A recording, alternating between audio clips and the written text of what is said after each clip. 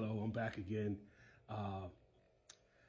We talked in the past two videos about Jesus's hair and that it was not wool in content or context, but it was wool like wool in the color of the wool of a white sheep or the color of white snow. So the next thing that I wanted to discuss was his eyes were as a flame of fire. They weren't bloodshot red, but they had spiritual connotations in them. Again, this is the Hebrew translator. Now his head and his hair was white as wool, as white as snow, and his eyes were a flame of fire. Here's the raw or literal translation of that same scripture.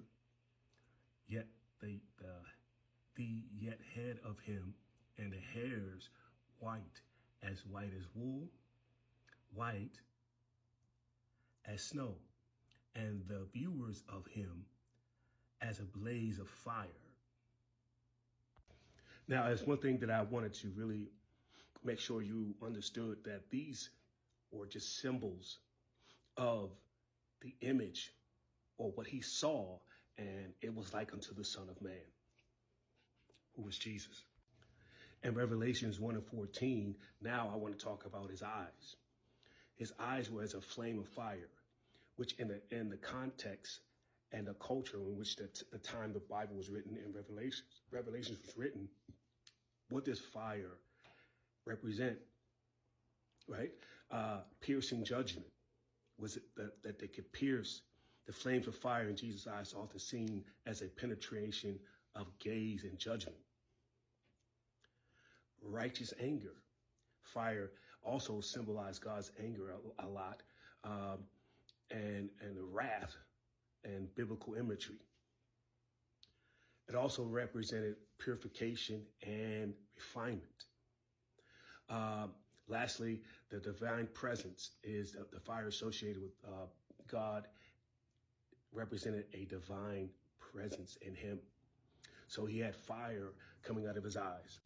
So the one thing I also wanted to mention was that often people try to use things that they see, one part of a scripture, without doing the background or the backdrop or using hermeneutics to understand what these scriptures really mean.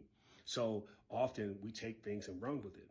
Oh, his hair, and closely associated with the words, were like wool, which I would also say that someone just skipped a few words, because his hair was white like wool and his as white as snow, but his eyes also had a different characteristics of piercing, judgment, the presence of God, judgment of God, the purifications of God, and the refinement of God. I hope you learned something. Talk to you soon.